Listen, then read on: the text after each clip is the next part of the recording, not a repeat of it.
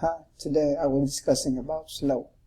If you're given ordered pairs, what you need to do is use the slope formula, which is m is equal to y2 minus y1 over x2 minus x1. Okay, so here it's represented as this is x1, y1, x2, y2. So we'll be having -4 minus 6 divided by x2, which is 2, minus 3.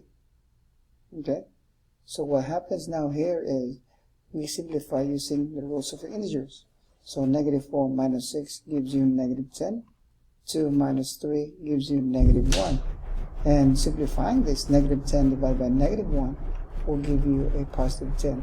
And that is a slope if you will be given ordered pairs. Now, if you're given a set of table, what will happen is you just have to find out the increase or decrease.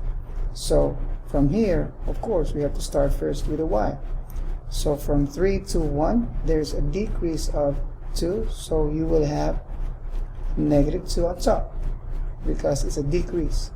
And then divided by your x has an increase from -1 to 5 by about 6. And that's a positive because that's an increase. So what happens here, we simplify this, -2 divided by 6 is going to give you -1/3. And for example, in this particular table, your slope now is -1/3. Thirdly, if you're given a graph, how do you get for the slope? To get for the slope is just do the rise over run formula.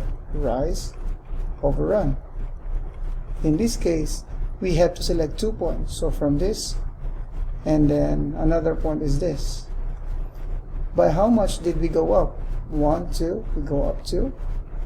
That's positive because we go up. But then since we go to the left, then that's going to be -1.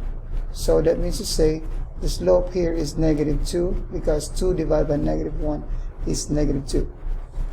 Alright, that's all about slopes in multiple representations.